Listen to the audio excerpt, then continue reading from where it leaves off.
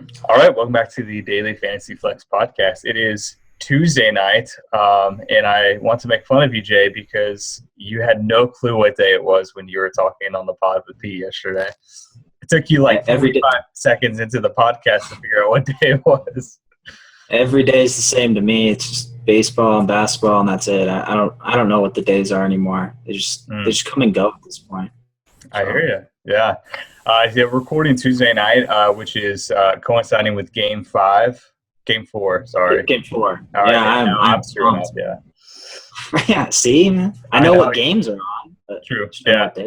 Game 4. Draymond's not suspended. I listened to you and Pete give your takes on it. And yeah, I think it's going to be an interesting game. We'll see. We'll see what happens. Yeah. I'm hoping the Warriors win because I'm going to Game 5 and I really want to see the series tied up at 2-2. So that game is just get your money's worth a little bit. Ooh, really? You wouldn't rather see the Thunder win tonight, so then it's like a backs against your wall, have to win. Steph goes off for 40. Maybe, I wouldn't be too opposed to that. Yeah. Yeah. I think either way, Game 5 is obviously. Yeah, you're guaranteed a good one. Yeah.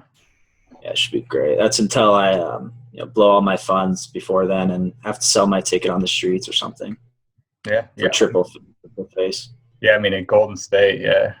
In Bay Area, it's like, it's like $60 for a bottle of water. It's just sell some techie for 10 grand or something. It's true. Yeah. All right, let's talk MLB. I got a not PGR. I got a PGA. Actually, it's not even PGA. Well, I guess it's half PGA, half Euro. I don't even know anymore. I'm talking golf later with Pete and Colin. So the DraftKings announced that they're having Euro Tour DFS. Are you going to play any European golfers, Jay? I am not on the golf train as much as all of you guys. This is kind of my time to focus on only one sport, which is rare because I like all of them. But Must it's be just nice. baseball right now. Yeah, it's not bad. It's although I don't have much coming up because I love doing college football and college basketball, and those are gone now. So it's gonna be a little rough coming up soon. League Legends, esports, that's your thing. I'll definitely do that. Yeah, for sure. Focus on whatever. Cool. All right. Now that we've worked through every possible daily fantasy sport talk, let's actually talk about baseball. So we're going to talk the Wednesday main slate. So there it's pretty split up tomorrow. So there's 15 games in the all-day slate, 7 early, and then we have 8 late. So the 8 are not 8 late 8 in the main slate. So the 7:05 slate with 8 games is the slate that we are talking about for Wednesday. Quickly go over our Vegas lines as usual, but remember to monitor them as they will move quite a bit, as always.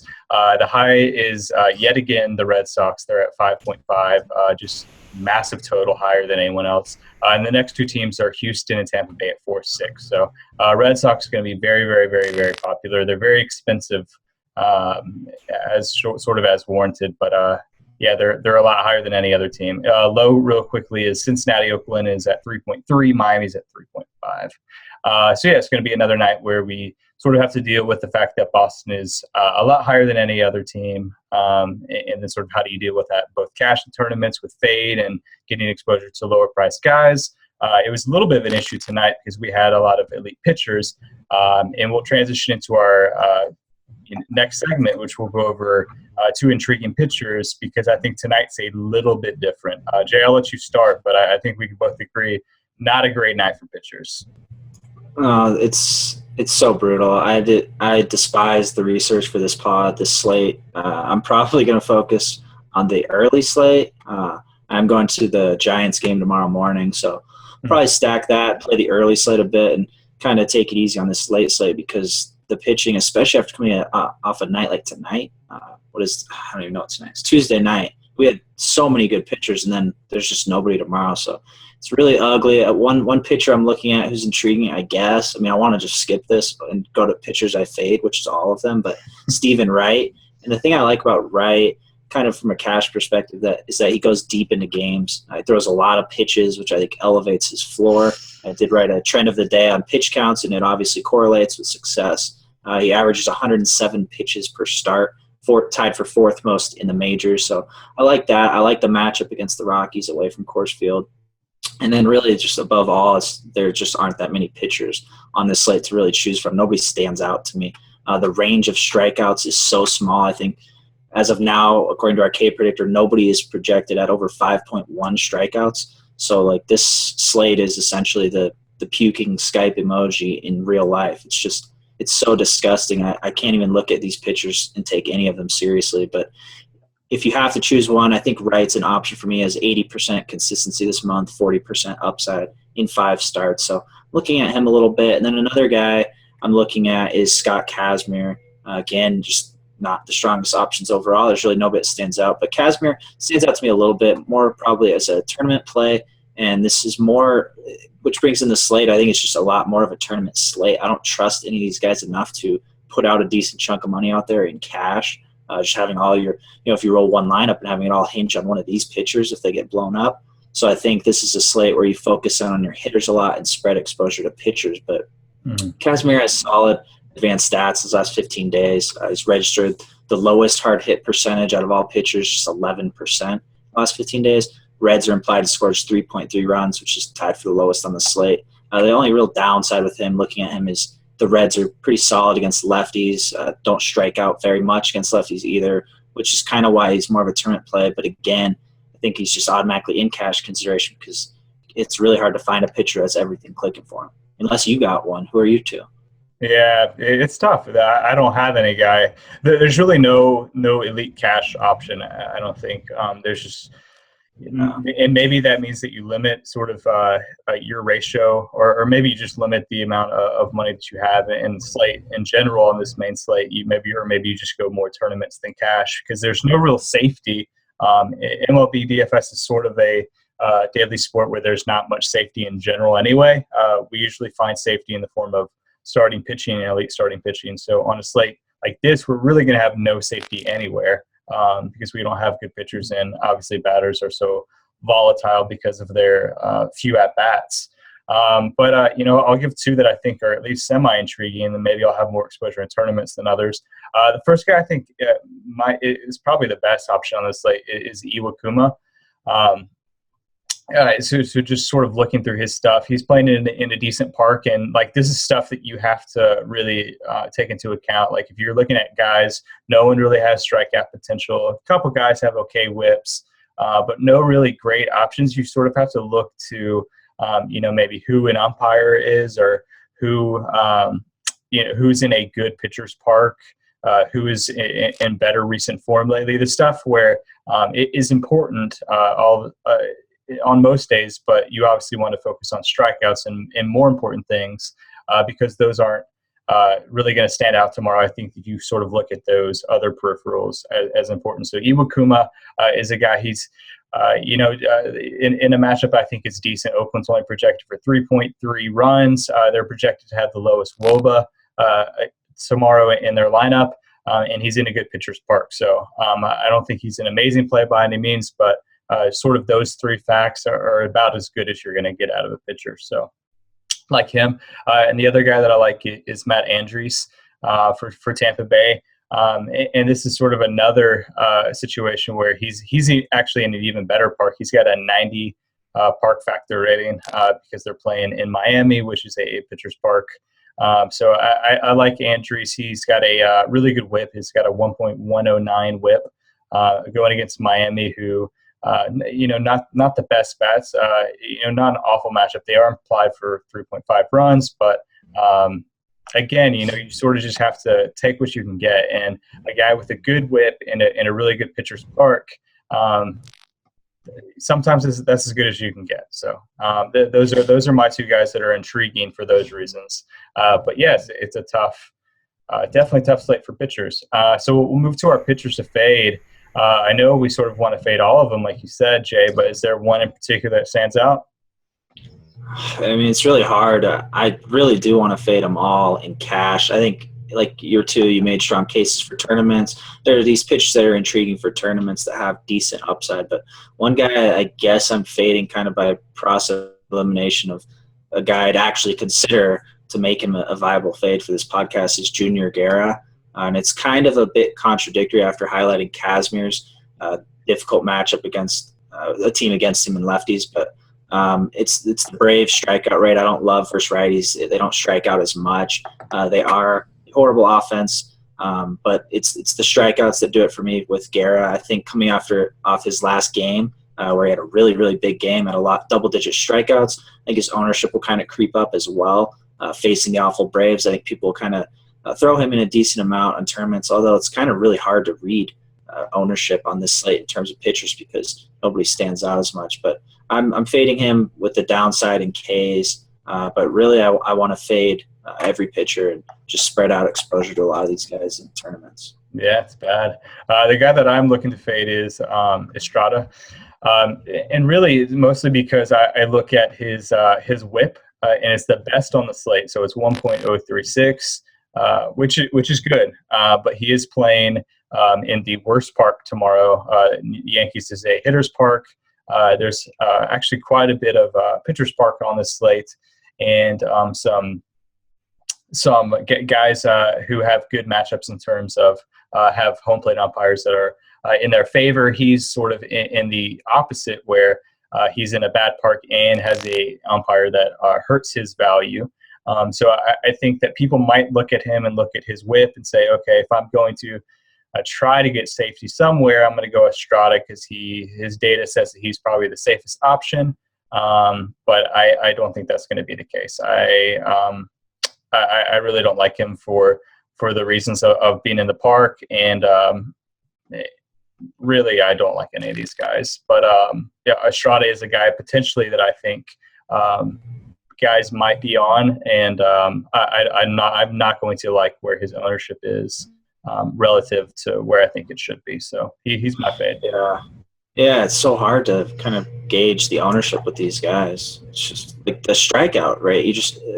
On most sites, there's at least one or two guys who have pretty high strikeout rate potential, and on this one, it's just like nope, nobody. Yeah, the highest K9 is Guerra at 8.3, which is nothing. Yeah. Right. All right. Well, so let's move to bats. Let's be done with pitchers for a while. Let's go over two elite bats. I'll let you start, Jay. Yeah, I think one elite bat to look at on this slate, especially with no aces on this slate, so you can kind of have no problem spending up on hitting. I think it's a lot easier, especially compared to the last couple nights where we've had a Kershaw night and lots of expensive pitchers, is David Ortiz, a big poppy. I don't think it'll be too hard to fit him in. He's kind of a hitter I want to spend on, especially at loaded position, top-heavy position. And the team, the Red Sox is definitely a team I want to target. We look at them every night lately. Their offense is so potent, top to bottom. So you look at a guy like Ortiz in the middle with a 437 WOBA against righties, highest out of all starting hitters, 360 ISO against righties, second highest out of all hitters behind Chris Davis. Red Sox are implied to score a slate high 5.4 runs. So I'm kind of fine loading up exposure on the Red Sox. I think they'll all be pretty highly owned on this slate, but you don't really want to miss out on that. And another guy I'm looking at in cash to pay up for is Brandon Guyer. Justin Nicolino has averaged 3.3 DraftKings points over his last 4 starts, so that's about as bad as it gets, I think. Really horrible. Just doesn't strike anybody out. He's not really even getting crushed, but he's not crushing by any means, so I like the Rays in this spot. It kind of goes without saying that Nicolino's advanced stats are atrocious in those last 4 starts, of course. He's given up a hard hit percentage of 50% in the last 15 days, which is tops among all pitchers. You look at Guyer, he has a 405 WOBA against lefties, fully expected to hit leadoff like usual. So I like a lot of exposure to the Rays. They're implied to score 4.6 runs, and Guyer's a great way to get it. Like it. My first guy is a guy that you mentioned just a second ago, Chris Davis. Crush. He has the highest ISO on the slate, 368, slightly above Ortiz. Obviously, both are good plays. But I want to pose a question to you, Jay. I want your thoughts on this. Chris Davis against Colin McHugh, noted ground ball pitcher. And Chris Davis is a noted power guy who likes to hit the ball up in the air. And that's sort of why we pay the premium that we do for him and why we like to get Crush. So Crush against ground ball hitters or ground ball pitchers, does that worry you? Your mute's on. That's why I picked David Ortiz. But no, I'm not. I'm not overthinking it too much. I don't think McHugh's the type to really completely dominate an offense or dominate a type of hitter. I do look at that stuff. Of course, ground ball pitchers versus fly ball hitters and vice versa. Fly ball hitters versus fly ball pitchers and whatnot. So I think it's something to look at, especially at a price tag that's really high. So yeah, I don't know. I think you're kind of spending up at that position, and you got a few guys in the mix. I think the chalkier play will be David Ortiz. Yeah, I think Chris's salary might even that out a little bit. He is pretty cheap relative to Ortiz. He's $4,100 on DraftKings, which is a pretty nice discount on Ortiz for what a similar upside. But yeah, that is sort of intriguing to me where his ownership's going to be because people might be scared off the fact that McHugh is a ground ball pitcher. And sort of potentially limits, in theory, Chris's upside. Even though McHugh, and I did want to mention this, has been getting hit harder late in his last two starts, the hard hit percentage allowed on batted balls, his percent has been up 11%. So even though he's been hitting ground balls, the ones that are in the air have been harder than usual. So maybe Crush can get a hold of one. And that's really all we need in the tournament. So I'm still pretty bullish on Chris. And the other guy that I think is intriguing is Mookie Betts. And this is sort of just a game theory sort of thing that I want to talk about because obviously he's going to be a good play. I mean, Boston's implied for all the runs. 5.5 runs again is a lot higher than any other team. So it's not crazy to mention a Boston guy, but he is really, really expensive. He's $5,500 on DraftKings, and that's even a $400 increase over David Ortiz. So I'm wondering if we're sort of getting into the Nolan Arenado and Coors sort of thing where maybe he's just too expensive to roster for guys, and maybe it'll lower his ownership just because he's too expensive. But then again, it's not like you have to pay up for pitching here. So I'm sort of – I don't know where I stand on Mookie because I haven't really figured out where I think his ownership's going to be, but I think that's going to be a really interesting question tomorrow. Yeah, I completely agree. It is a little different, and that's a great comparison with Arenado because a lot of times you'll see Rocky stacks on Coors Field days, and Arenado won't be highly owned because he's so hard to afford. And it's very similar with the Red Sox. You'll see Mookie's ownership fall a bit back below, but you're right. On this slate, you could have more leeway to afford him. As a side note, Pete mentioned Mookie Betts last time, and I forgot to bring this up, but I was actually I was named Mookie as a child. My dad named me Mookie. And my mom vetoed it after a couple of weeks and changed it. So some of my old school friends still call me Mookie. It's my one true name. So I like Mookie Betts, obviously. So you lived as Mookie for a couple of weeks. Yeah, I was a Mookie. Yeah, my dad's a Mets fan and it was after Mookie Wilson. So that's awesome. What a story. So I like Mookie. Yeah, he's an awesome player, So yeah. Get exposure to him, basically, is what I'm saying. Yeah, you Mookie's got to stick together. Always, yeah. Always. I like it. Cool. Let's move to value bets. I'll let you give a couple FanDuel guys, which is easy. You got the easy job, as usual here. And then I'll struggle for some DK guys. We should. I don't know why we don't just pick one of each. We should do that next time. Let's do that. I'm willing to sacrifice. Like, okay. We both struggle and we both get an easy one. But I don't know. My two value bets are both, suspect. They're both tournament plays for me because, again, I'm focusing on hitters on this. I want guys with high floors. I don't mind spending a lot of my salary on hitters, especially with these pitchers. So these two value hitters, I think, are more for tournament plays. One is Adam Jones. He's $2,800 on FanDuel, which is cheap. His positive advanced stats in his last 15 days, even though he is slumping really, really hard in his last little bit. I do like the Orioles a lot as kind of a sneaky stat, contrarian. I like getting exposure to them. So I'm looking at Adam Jones, a guy probably falling under the radar a bit with kind of his horrible streak, which should drive ownership down. But kind of before that, he did have a massive homestand. He's back at home in this one where he was crushing the ball. So I think he's a bit more of a tournament play with upside. You kind of look at his hard hit rate and exit velocity as things that are trending upwards for him, and he might be getting unlucky on his last road stand, facing some more difficult pitchers. So I look at him as a value play. I think you could throw in some kind of chalky teams as a way to get contrarian. And then another hitter, and this one is almost embarrassing to say, he falls just along the lines of Ryan Howard, who mentioned way too much. Doesn't even deserve to have his name dropped on this pod. But Mark Teixeira, I'm taking plunge.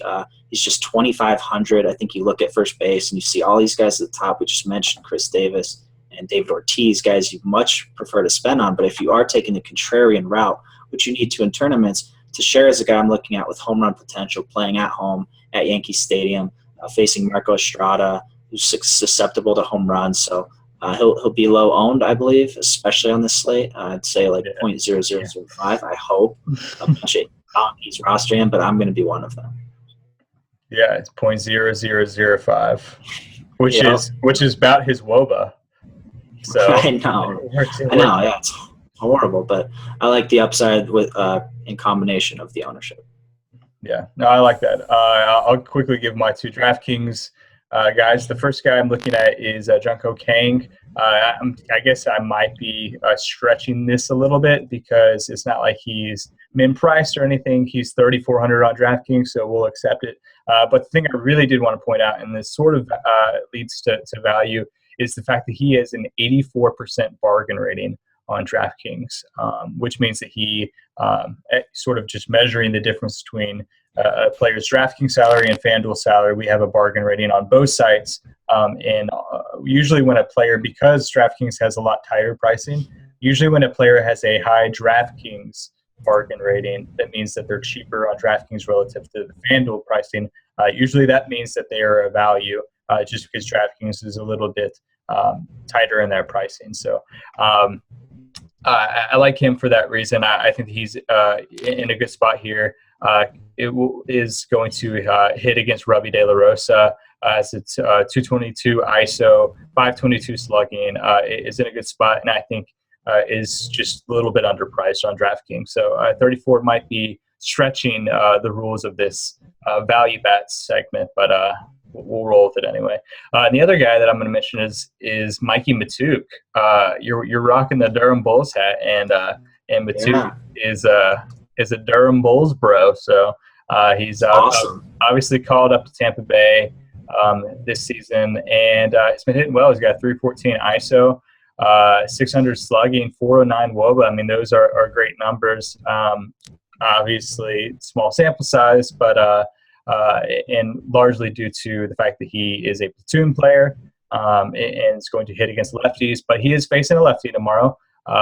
Projected to, I would assume he'll hit second again. Is that where you think he'll be? He might. Yeah, I'm going to go through their lineup. It depends on who's playing shortstop. If it's, I don't think it'll be Brad Miller. It should be what's his name with the Motter. So yeah, we'll see.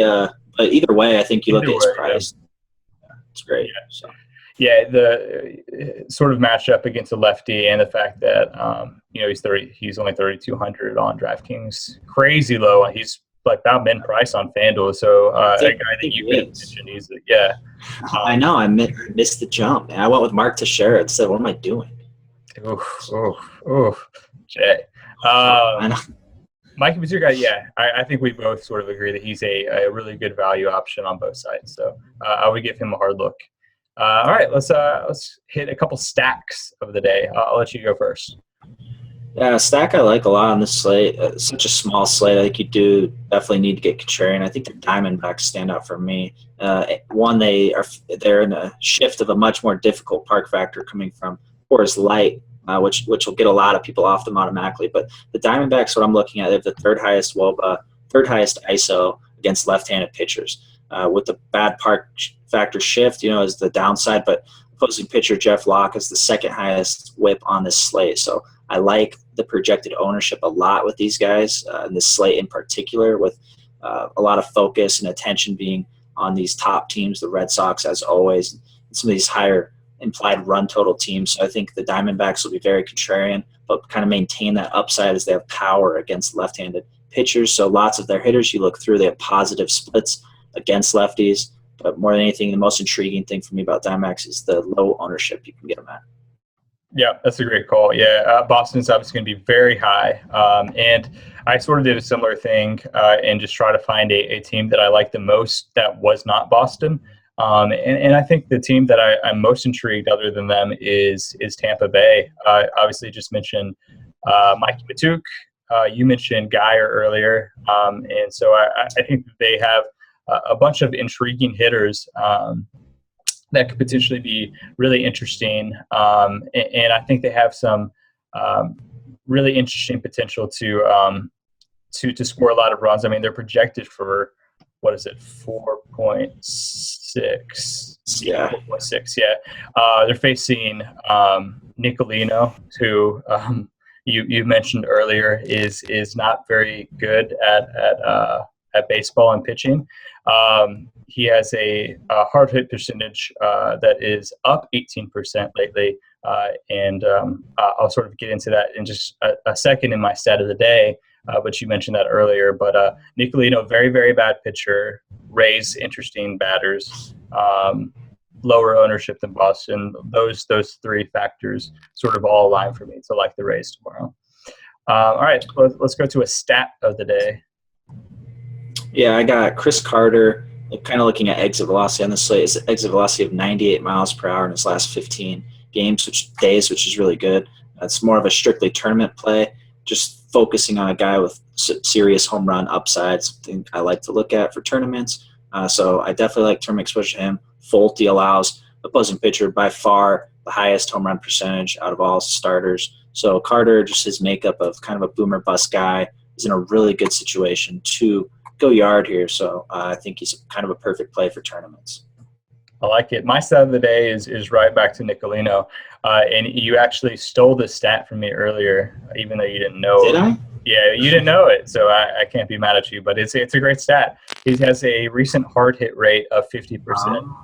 That means that 50% of batted balls are registered as hard hit batted balls. That means every other pitch that is hit, that makes contact with the bat, is a hard hit.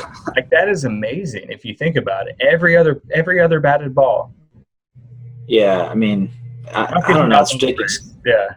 You look at all this stuff and you think like he's giving up like 12 runs a game, but he's not doing like horrible ERA wise and kind of surface stats. So I think maybe that regression coming. Yeah. A lot of things looking bad. We could have used the stat with him. I didn't know I stole it, so I'll make it up. And he has a 0% consistency rating this month, which is it's horrible, and a 75% dud rate. So like, not doing well is basically the point. Nicolino. So yeah, Tampa Bay, Nicolino. Yeah, definitely target that matchup. All right, let's end with the bold call. All right, my bold call is a Steve Pearce home run, 250 ISO against lefties. And again, I like targeting Nicolino here. So it's kind of the whole trend of this podcast. So I like a lot of Orioles exposure, and Pearce is a guy but I like targeting against lefties with his home run upside in that situation. I like it. My bold call is no DraftKings starting pitcher will hit 30 DK points. Which just 15, make it 15 or something. They're horrible. Yeah, that's true. Yeah, I really meant to say that I don't think that there's that much upside or safety. I think it's obvious to see that there's not much safety, but I also don't think there's a whole lot of upside here. So I think it's just a slate where you sort of just schedule or spread around your ownership, and then just like really differentiate on your bats. I think that's what stay up. I kind of lean that way too. Yeah, target him, but I mean, it's just I don't think there's been a worse pitching slate this season on any slate. You have better pitching on some of these 2-game late night slates, like a lot better pitching. So this is just brutal with no strikeout upside, no consistency. Reading it this slate now, I'm definitely more inclined to put more of my bankroll on any given night in tournaments and kind of focus on that because, like I said earlier, I don't trust any of these starters enough to kind of go heavy in cash on one of them. Yeah, and I definitely would have I wouldn't have, like, if you're throwing in 100 lineups, I wouldn't have crazy high exposure to any pitcher, just sort of spread it out. Yeah, I mean, except Nicolino, which you should just high risk, high reward. To be totally contrarian, you'll roster Nicolino though. So that's what a contrarian would do. Yeah, it's a bold move. It's a bold move, and we end our podcast with bold calls. So, Right. we'll end it there. All right. Well, have fun at the Giants game, and Yeah, definitely. at the Warriors game for Game 5. I guess we'll sort of see what happens tonight. You want to make a call, because we're recording before the game, but people will probably listen after the game. So we you are. set Yeah, we yourself are. up to have people make fun of you. We got 20 minutes until the game starts. Yeah. About 25. Yeah, I think the Warriors win this one for sure. I feel pretty confident in them in this game. I think Draymond will come up with a big game after playing probably his worst game of the season. So, Yeah. What's your call? You think the Thunder are going to take this one? Yeah, I'll just disagree with you. I'll take the Thunder. Okay. Yeah. Cool. I honestly think. I mean, what's the line? Is it sort of is like? I thought it was Thunder. Yeah, 1. Yeah. Yeah. So obviously a really close game, and I think it'll be that. I think it'll come down to the last second and who executes in the last minute. So we'll see. I sort of just hope for a good game, honestly. It shifted to Golden State -2, Wow. which I think I'm still gonna. I think I'm gonna put some jelly beans on them still. So we'll see how it goes. All right. Well, good luck to you, man. Yeah. Good luck to all you guys on this slate. Yeah, you'll need it. All right, cool. Yeah, good luck. We'll talk to you guys on Thursday for the Friday pod. See y'all.